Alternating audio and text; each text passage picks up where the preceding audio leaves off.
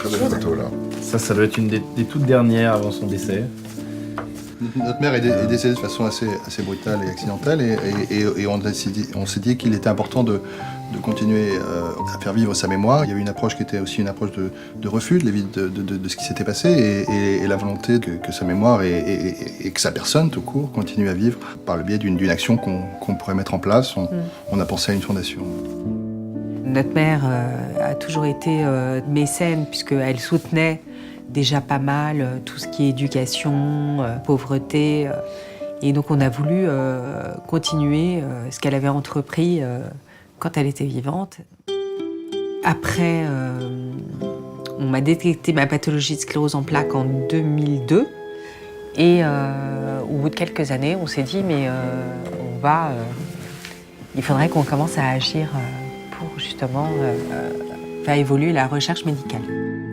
On a vu à ce moment-là les prix médicaux qui existaient et qui avaient été mis en avant par la Fondation de France. Et on a réfléchi à mettre en place quelque chose d'équivalent, cette fois-ci autour de la recherche sur les maladies du cerveau et de la moelle épinière, et en particulier les maladies de la myéline, qui est la maladie souche de la pathologie de Sandrine. Attends, je prends ton bras, je prends vos deux bras. Le bras, ça suffit. Ouais. On se sent complètement impuissant. On n'est pas médecin, effectivement.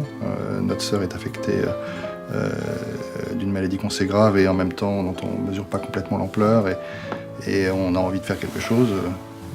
C'est bien de trouver un moyen concret de le faire, voilà. Et on essaie, à côté de celui-là, d'essayer de faire des choses très pratiques. Ouais. C'est ça qui est bien. On a envie d'être vraiment très en contact avec la maladie et les malades et ce prix médical est une façon de l'être.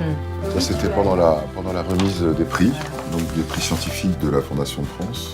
On s'aperçoit que finalement, ce qui peut nous sembler modeste, finalement, est aussi important. Ces chercheurs, 20 000 €, c'est vraiment un petit supplément utile dans leur quotidien. C'est le salaire d'un postdoctorant qui vient aider une équipe pendant un an. C'est du matériel de pointe qu'ils peuvent financer au-delà des crédits qu'ils peuvent recevoir, quoi. Donc, effectivement, à l'échelle d'un chercheur, c'est une somme importante. C'est rare. On est très heureux d'aider la recherche et l'Institut du cerveau de la moelle épinière, mais c'est un aspect essentiel, on reçoit beaucoup. Du point de vue des frères, moi je trouve que ce qui a vachement changé avec cette fondation, c'est que c'est le fait de pouvoir parler un peu sans tabou de la maladie. Souvent, avec des gens malades, on n'ose pas aborder la question. Et ça, dans une famille, c'est sympa parce que ça permet d'aller au-delà du côté un peu dramatique.